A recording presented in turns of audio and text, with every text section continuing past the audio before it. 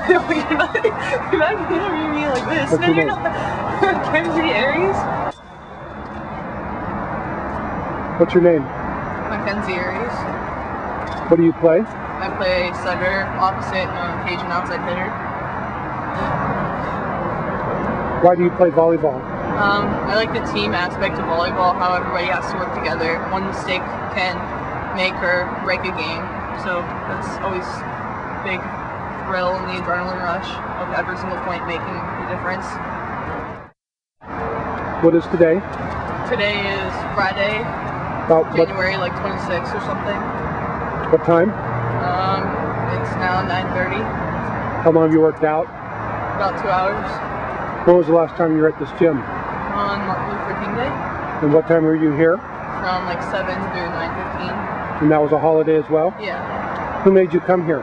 nobody makes me come. I come because I want to. Why do you want to? Because I want to get better. The only way to get better is through practice. How old are you now? I'm 16 And what month is your birthday? in June. So, The end of June. so you're a young 16. Yeah.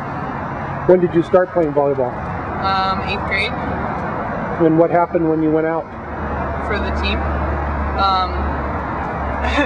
I barely made the local team the first time I ever played. So I was on like the 14 twos. So How often did you practice? we practice twice a week, perhaps, not even. So what position did you play? On the 14-2 local team, I played setter.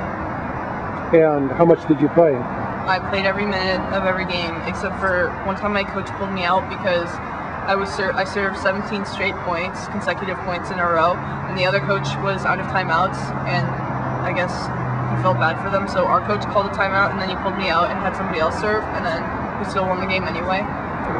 Why did you become a setter? Well, I looked at some of the college games, and all the girls were 6'2", and at the time I was 5'10", so I was like, there isn't really a chance for me to play an outside hitter or middle blocker in college.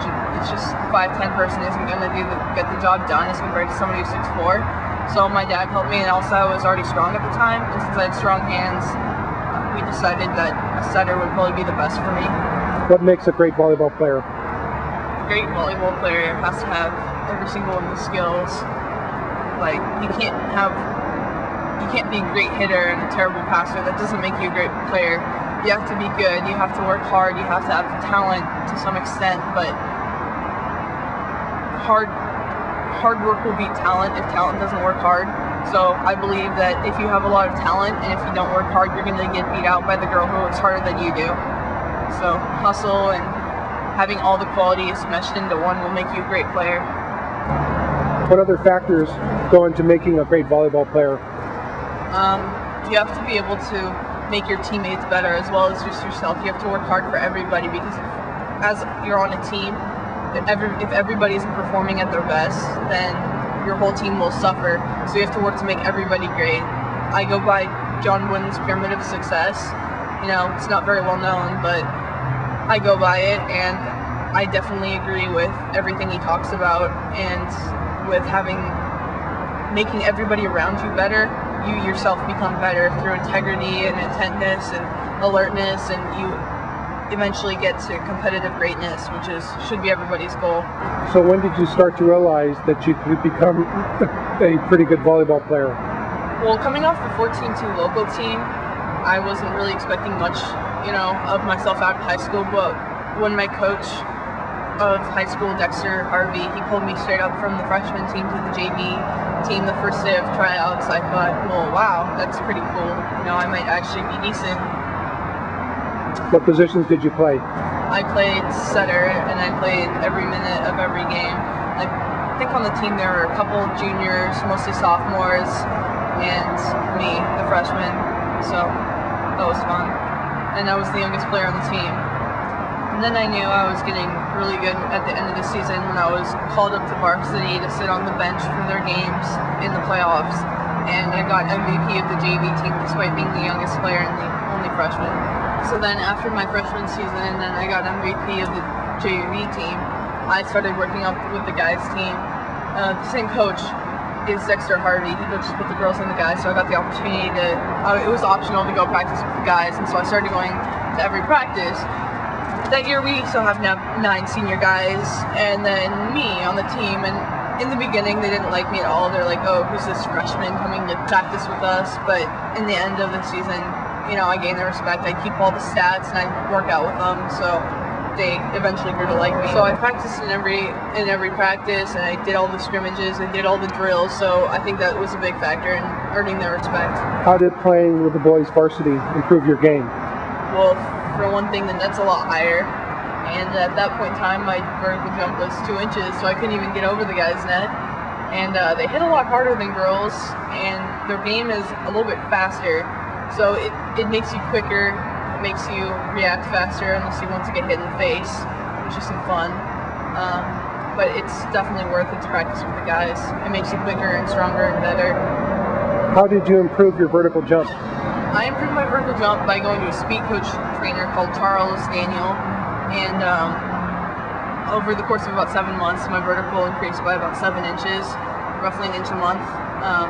It was definitely worth it. He did stuff like doing 220 yards of lunges with an 80-pound weight vest, and you know, that was always fun.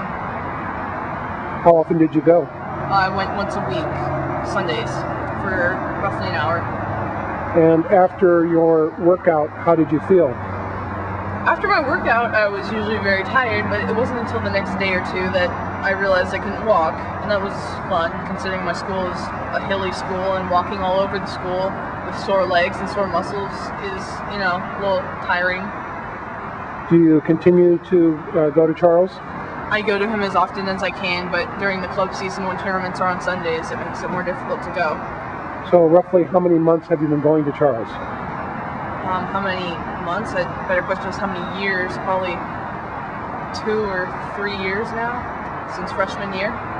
Yeah, she's doing great. She got a lot better, and she jumps a lot higher. How's her attitude? Great.